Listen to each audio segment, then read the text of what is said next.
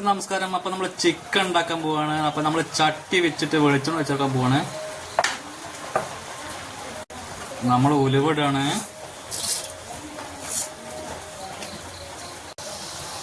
അപ്പൊ ഉലുവൊക്കെ നല്ല പൊട്ടി മൂത്ത് വന്നിട്ടുണ്ട്. അപ്പൊ ഒരു ലേശം പിന്നെ സവാള, പച്ചമുളക് ഇതൊക്കെ നല്ലൊന്ന് വഴറ്റി കൊടുക്കട്ടെ. നമുക്ക് ഇതിന്റെ പച്ചമുളകൊക്കെ ഒന്ന് മാറണം. നല്ലൊന്ന് വഴറ്റാം.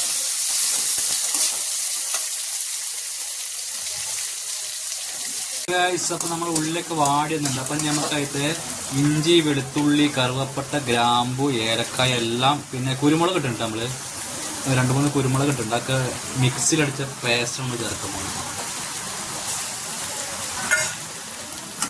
നല്ലൊന്ന് വഴറ്റിയെടുക്കണം.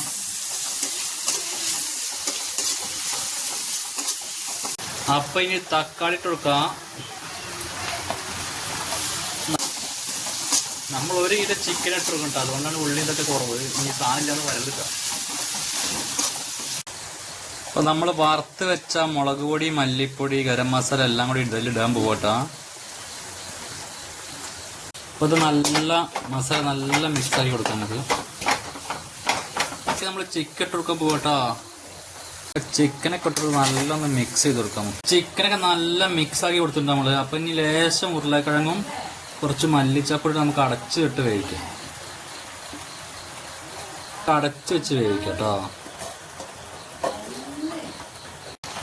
അപ്പൊ നമ്മളെ ചിക്കനൊക്കെ റെഡി ആയിക്കൊണ്ടിരിക്കുകയാണ്.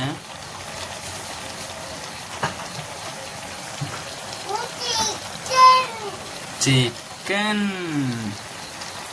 അപ്പൊ നമ്മള് ചിക്കനൊക്കെ ഇവിടെ റെഡി ആയിട്ടുണ്ട്. നല്ല വെന്ത് സെറ്റ് ആയിട്ടുണ്ട്. വെള്ളമൊക്കെ പറ്റി നമുക്ക് കഴിച്ചു നോക്കാം.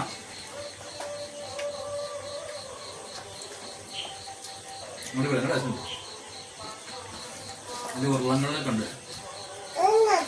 കഴിക്കാൻ കഴിച്ചിട്ടാണ്.